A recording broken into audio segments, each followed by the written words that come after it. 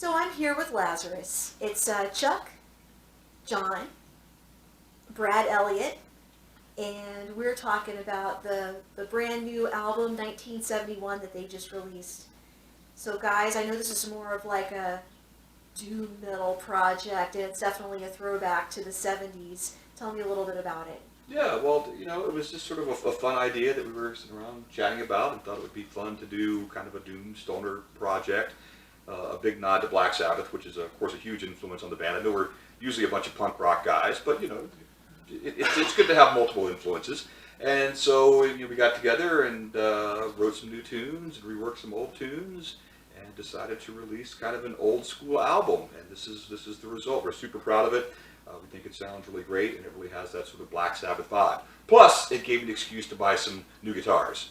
Yeah. So anyway, I noticed that Ripper Owens is on this. Tell me about that.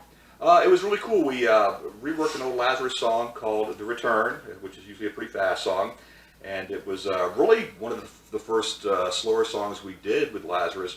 We just sort of goofing around in practice one day, slowed it down, played it sort of Black Sabbath style. We're like, hey, we can actually do this. And we were looking for somebody super cool to sing on it. And unfortunately, Ronnie James Dio wasn't available for obvious reasons. So I reached out to Ripper Owens to see if he would do it. And he was super cool and super kind and agreed to do the vocals on the track. And it sounds incredible. I mean, beyond my wildest imagination. It's just such a great vocal track. It really does sound really good. I know. Yeah, I like it.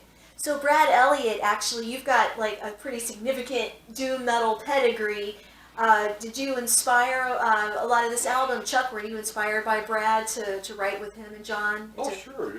We all came together. We wrote really well together. Yeah, Brad's got the Gates of Slumber background, so he knows all about this good doom stuff, and he really upped the game by just adding those grungy, doomy bass lines that everything needed. Yeah, it's definitely super sweet, and it's a big fat sound. And plus, John, me and Chuck will say, well, me and Chuck, we've been working together now for, 20 years? Yeah. Wow, you must be old. It's like, old, man, old. I was thinking about that the other day. I'm like, man, me and Chuck been playing together for the last 20 years. Mm-hmm. I'm like, so about anything that we decide we want to do and mix around, it's usually pretty easy for us to kind of get into it, Easy in a way, but you're known for the super crazy fast double bass. Was it difficult for you to slow it down for this? Oh, yeah. It was really hard. Yeah, because especially whenever you're in the studio and you're using the metronome. Mm-hmm. Well, the faster it is, the easier it is to use the metronome. Slower it is, the harder it is. Ah. So, yeah, at least it's from my perspective anyway.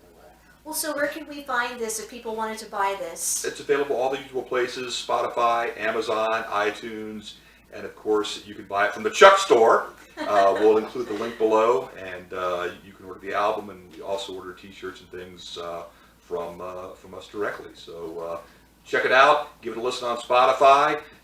Be sure to buy a copy. We appreciate it, and we'll see you on the road somewhere. See you. Nice. Thanks, guys.